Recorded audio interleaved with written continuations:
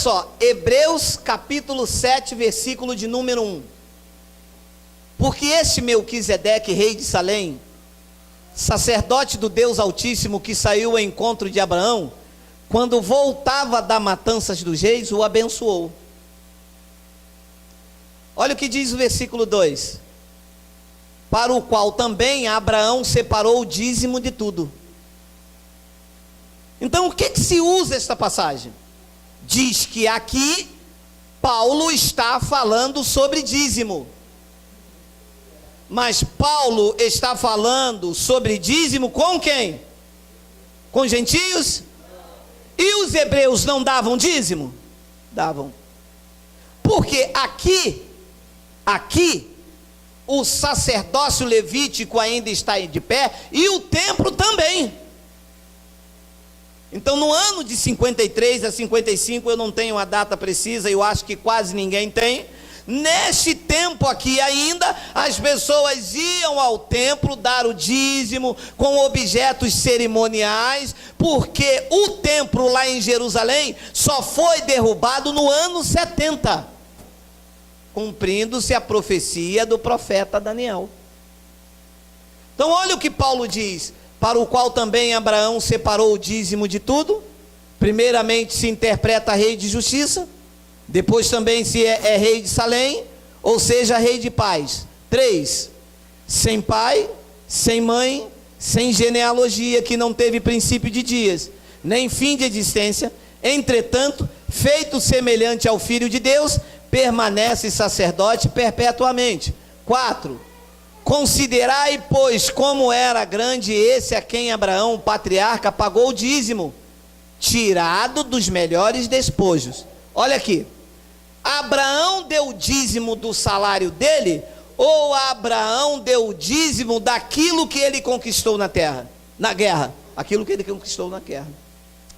Então o que acontece com essas passagens aqui? As pessoas dizem que o dízimo era antes da lei, e que por causa disso nós temos que dar dízimo também. Mas a circuncisão também era antes da lei, e nós não temos que circuncidar. Então olha o que Paulo diz no versículo 5, acreditamos que é Paulo, não temos certeza. Ora, os que dentre os filhos de Levi recebem um sacerdócio, têm mandamento de recolher, de acordo com a lei, os dízimos. Alô? Dízimo é lei de Moisés. Entende? Entende? E quem recolhia dízimo era Levi, eram os homens da tribo de Levi. Para um pastor recolher dízimo, ele tem que ser da tribo de Levi. Então diz que os que dentre os filhos de Levi recebem o dízimo. Ora, os que dentre os filhos de Levi recebem o sacerdócio, tem mandamento de recolher de acordo com a lei os dízimos do povo, ou seja, dos seus irmãos, embora tenha esse descendido de Abraão. 6, entretanto, aquele cuja genealogia não se inclui entre eles, recebeu dízimo de Abraão, e abençoou o que tinha as promessas. Evidentemente, é fora de qualquer dúvida que o inferior é abençoado pelo superior. 8, olha aqui, preste atenção, para que você entenda a palavra. Aliás, está continuando o escritor, aqui são homens mortais os que recebem dízimo. Aqui aonde? Aqui no Sarapuí? Aqui que ele se reporta é aonde? Lá no ano 53, no templo. Não é aqui, dentro da igreja ou dentro de qualquer lugar. Aliás, diz o escritor de Hebreus, aqui são homens mortais o que recebem dízimo. Porém ali aonde? Ali com o encontro de Abraão, diz aquele de que se testifica de quem vive. Então lê isto até aqui e diz assim, está vendo? Tem que dar dízimo. E param aqui. Mas deixe lhe dizer uma coisa, a conversa não parou, o assunto não parou. Quando você lê uma carta, você não pode ler uma carta pela metade, você tem que ler a carta toda. Como é que alguém vai ler um trecho de uma carta e vai tirar uma conclusão? Tem que ler tudo. Então, para que eu entenda o que está escrito aqui, eu tenho que ler tudo. Porque não parou aqui. Olha o que diz o 9. E por assim dizer, também Levi, que recebe dízimo, pagou-os na pessoa de quem? Look for me. O que Abraão estava fazendo? Estava representando o povo da graça de Deus ou estava representando o sacerdócio levítico? Então Abraão não é exemplo para que eu dê dízimo. Abraão estava representando a tribo de Levi.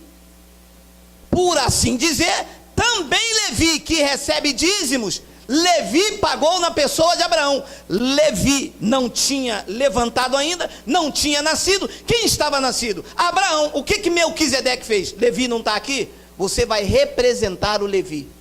Toma aqui esse dízimo. É o que Paulo diz no versículo de número 10. Porque ele só lê até o 8. Porque aquele quem? Levi, ainda não tinha sido gerado por seu pai, quando Melquisedeque saiu ao encontro de Abraão, deste. Então, como Levi não tinha sido gerado ainda, Melquisedeque pré-anunciou o evangelho da lei, da circuncisão, a Abraão, pedindo que Abraão desse o dízimo a ele, representando a pessoa de Levi. Mas deixe-lhe dizer, o assunto não terminou. Qual é o plano de fundo do argumento aqui? Dízimo. Entende? O plano de fundo desse capítulo aqui é dízimo. Não está se falando de outra coisa. Está se falando do dízimo de Abraão. Entende? Vamos ler o versículo 11. Porque o assunto não acabou. Se, portanto, a perfeição houvera sido mediante o sacerdócio levítico, pois nele baseado o povo recebeu a lei, e Abraão estava representando ele, que necessidade haveria ainda de que se levantasse outro sacerdote, segundo a ordem de Melquisedeque, e não fosse contado segundo a ordem de Arão? 12. Pois quando se muda o sacerdócio, necessariamente há também mudança de lei. Meu amado, mudou o sacerdócio. Não é mais o sacerdócio levítico para recolher dízimos, porque os dízimos eram impostos que deveriam ser pagos. E Cristo pagou toda a dívida por nós na cruz. Ora, meu amado, você tem um carro. É mês de IPVA, é IPVA mesmo, né? Quanto o seu carro tem que te pagar para você pagar o IPVA? Quanto? Oi? Nada. Por quê? Porque o proprietário é você. Quanto o seu carro tem que te dar para botar 4 pneus novos? Diga, nada. Por quê? Porque o proprietário é você. Quanto que você tem que dar a Deus? Nada. Por quê? Porque o proprietário é Ele. Você é propriedade exclusiva de Deus. Ele te comprou, você não tem que pagar nada. Eu vou pagar o dízimo. Mas por que pagar em dízimo? Eu estou com dívida? Meu amado, você tem uma dívida de 50 mil reais. Aí o seu patrão paga toda a dívida para você. Você deve quanto? Ora, Cristo foi na cruz e pagou toda a dívida. Você vai pagar o que a Ele? Isso aí. Depois ele diz no versículo 13, olha lá.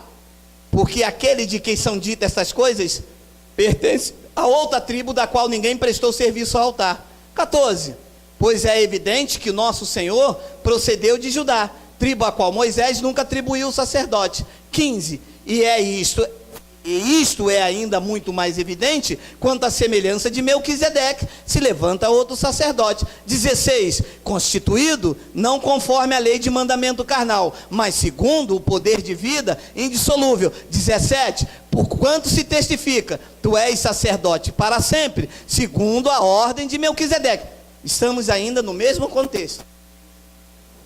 O plano de fundo disso aqui é o dízimo de Abraão a Melquisedeque. E que Abraão estava representando o sacerdócio levítico, não estava representando a graça de Deus. Bradem agora, versículo 18. Portanto, diga portanto. Por um lado se revoga a anterior ordenança. De que ordenança estamos se falando? Do dízimo? Foi revogado ou não foi? Mas eles não leem até aqui.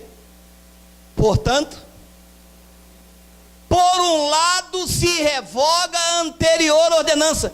O dízimo era uma ordenança, meu amado, e foi revogada. Por quem?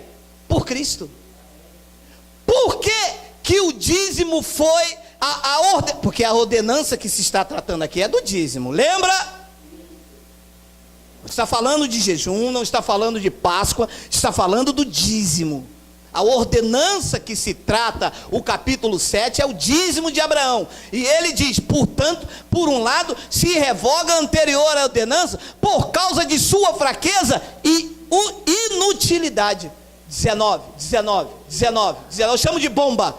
Pois a lei nunca aperfeiçoou coisa alguma, e por outro lado, se introduz esperança superior, pelo qual nós chegamos a Deus.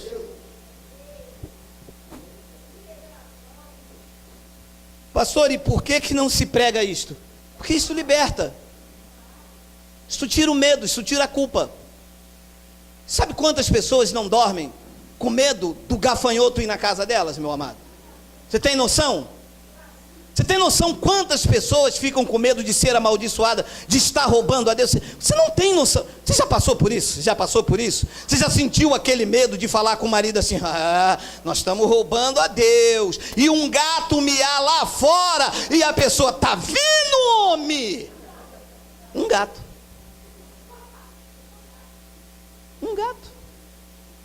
Por causa do medo, do pânico que é gerado na mente das pessoas. Meu amado, você foi comprado. Você imagina eu querer beber uma água lá na minha geladeira e falar para a minha geladeira, você tem que me dar um dinheiro porque a água está quente. Eu comprei a geladeira, meu amado. Cristo comprou você, você é propriedade exclusiva dele. Quem tem que manter você em dia, a exemplo do seu carro, quem tem que manter o carro em dia, legalizado, é quem? É o carro ou é você? Você que é o proprietário. Quem tem que manter você em dia, meu amado, é quem te comprou. E quem te comprou, querido? Ouça, não te comprou a preço de prata, nem de ouro, nem de coisas corruptíveis. Tu foste comprado com o precioso sangue de Jesus. Valorize-se, ame-se, meu amado. As pessoas ficam debaixo de ameaça, gostam de acusação, e essas verdades aí ocultas, que eles não leem tudo, leem até onde convém. Mas volta o 18. Volta o 18, Wagner. Portanto, por um lado se revoga. Está revogado ou não está revogado? Diga, está revogado. Ora, se está revogado, quer dizer que não estão cumprindo o que Cristo fez. Entende-se assim? Claro, como que o juiz dá uma lei, tem que cumprir, e eu não aceito e faço isso mesmo? Não pode, meu amado. Então as pessoas não estão a favor de Cristo, estão contra Cristo. Cristo revogou, eles não aceitam. Não, aqui na igreja nós vamos fazer isso, porque eu sou o pastor presidente, Deus me revelou. Não revelou nada, isso é carne. A revelação de Deus para o homem está aqui. Não tem mais revelação, a revelação já foi dada, meu amado. Não tem esse negócio de Deus falou comigo, falou contigo, tem que falar comigo. Pelo menos aqui. Aqui Deus fala com todos, está falando na palavra. Deus não pode falar uma coisa comigo, falar outra com ele, outra com ele. Que Deus é esse? De dupla personalidade, de duplo caráter? O que Deus fala com todos. Está aí falando na palavra. Diz que ele revogou a anterior ordenança. E de que ordenança se trata? Dízimo. Você recebe isso, meu amado? Glória a Deus, glória a Deus. Nós temos louvor.